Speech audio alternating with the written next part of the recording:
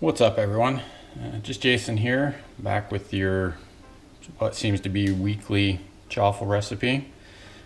Tonight we're going to try something a bit different, or maybe not, just trying to throw some things together. I've got some ground beef here, some leftovers from when I was doing a meal prep. We've got 2 eggs in a bowl here. We're using 2 eggs tonight because we're adding volume to the recipe, so we need some more eggs. We're going to use some of this shredded Parmesan. We're still going to use 2/3 of a cup of that, so we'll dump that in right away. Now I like using the shredded Parmesan because it's a dry cheese and it helps dry out some of these chaffle recipes that have some wet ingredients in them. Because what we're going to try and add to this tonight is we're going to put some ricotta cheese in this. So I'm putting in, sort of, probably half a cup's worth of ricotta cheese. And, some of you may remember the experiment I did with cottage cheese that didn't work. And I've had some suggestions to try ricotta cheese and see how that goes because it's a bit drier. So we're going to do that tonight. And then I'm also going to add some of this Italian seasoning to it, just to give it a bit more flavor. So what I'll do is I'll start getting this mixed up, and then we'll bring you back and we'll see how it's going.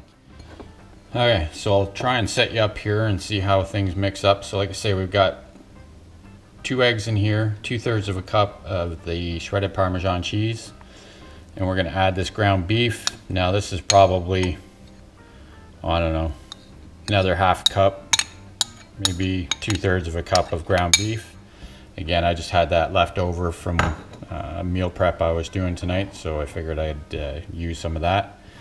And then we're going to add this ricotta cheese in here as well.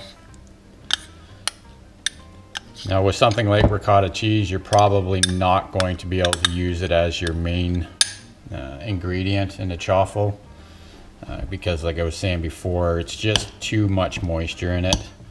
And usually with that kind of moisture in the cheese, it just winds up not setting up when you try to cook it. So we'll give this a good mix. Now a lot of times I'll use a blender to do this, but I want to keep it, I don't want to turn it into a really fine mix. I just want to keep it chunky like this, especially with the ground beef in there. So that's looking pretty good.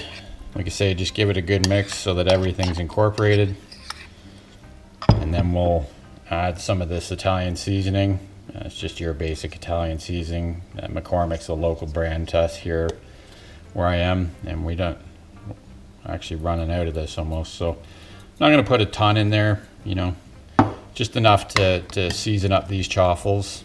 I almost get a, obviously we're not incorporating all of the ingredients, but it sort of reminds me of a like a lasagna mix with the ground beef and the ricotta and the cheese. So maybe you can think of it that way. Obviously we don't have any kind of noodles in there, but everything else that goes in it's in here, so except for a tomato based sauce or whatever. So what we'll do now is we have the Dash Minis set up here, so we'll get those plugged in and warming up.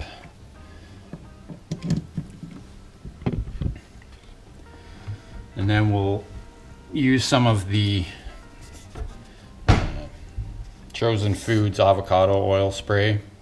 Now this is one of those things where you have to kind of watch. Here, the one that I buy, I don't know if you can read that, the only ingredient in this is avocado oil. However, there are some places where you'll buy this same brand of avocado oil spray and it'll have seed oils in it. So you want to be really careful when you purchase this oil to make sure you're getting actual avocado oil.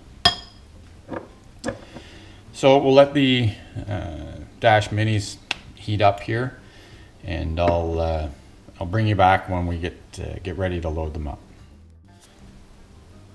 Okay, so the lights have gone off on both of the waffle irons here, so we know they're preheated. So we're just going to spray some of the avocado oil in the bottoms of the waffle makers. And then I just like to use a silicone brush to sort of spread it around in the waffle maker and then get it on the top side of it too, just to make sure nothing sticks. You know, they are Teflon, but things do tend to stick. So what we're going to do, just to give this a little bit of a chance of working, is we're going to put some more of the Parmesan cheese on the bottom here. And then we'll put some more on top of it once we get the mixture in there as well, just to make sure we've got a nice crispy chaffle, and it doesn't, this will help it stay solidified as well. So just like that, just to give us a good crust. So now we're going to take our mixture here and we're going to start adding it to the waffle irons here. I'm going to guess this mix is probably going to make at least 4, maybe 5 chaffles.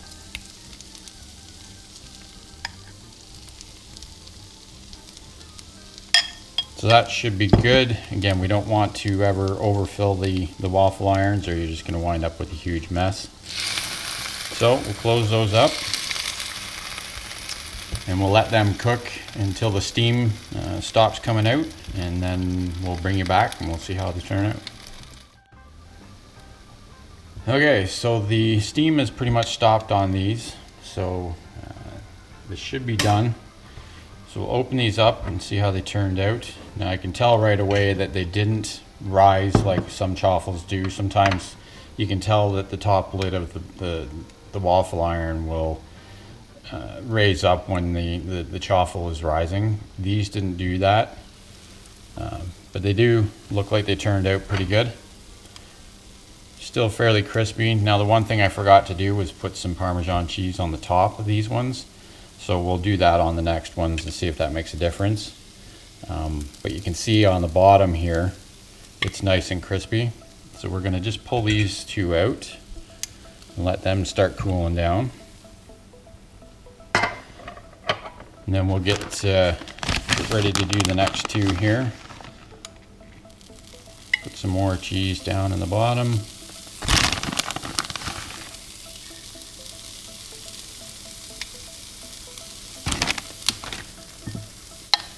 Get our mixture in there.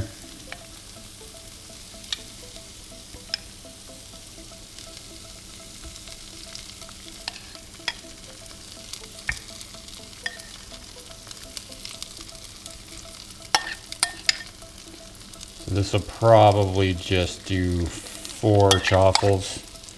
There might be a little bit left over, but not really enough to make a 5th one, but that's all right. So we're going to put a little bit more Parmesan cheese on top of these two.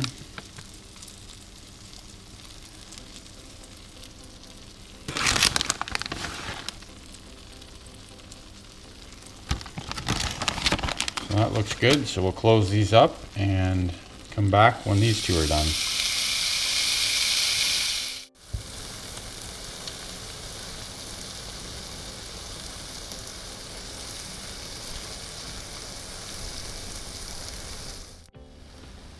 Okay, so the steam's starting to slow down on these. So we'll open them up. Yeah, they're definitely looking nice and crispy, these ones. So they're looking a little bit better than the other ones. We'll pull these out of here. Hope they don't stick. Yep, bottom's nice and crispy too. We'll pull that one out. We'll get this last one out of here. They're going to be super hot for right now. So what we'll do is we're going to unplug our waffle irons, close them up, let them cool down before we clean them. And this is the sort of end results. You can see the two on the right here are the ones that I added the cheese to the top of, so they're, you know, crispy on both sides, and these are the first two. Still turned out good, but these ones will have a little bit of extra crust on them. So we'll let those cool down a little bit before we try them, and I'll bring you back and let you know what I think. Okay, so these have cooled down enough that we can give them a try. I think I'm going to try the second ones that we made because they have a bit better crust on them. Like I say, that Parmesan cheese, I like it because it's nice and dry, and it actually will add a decent amount of salt to the recipe as well. So you have to keep that in mind. I wouldn't add any salt to recipe using the Parmesan cheese. So let's give this a try and see how it is.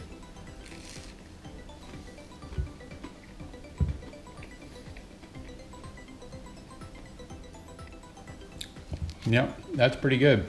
You can definitely taste the ground beef. I taste the Italian seasoning. It's got a really crunchy top and bottom to it. I don't, ricotta is not really a very strong flavor, so it's not adding a ton to it, but it definitely turned out better than that failure I had with the cottage cheese. So overall, I give this one a thumbs up.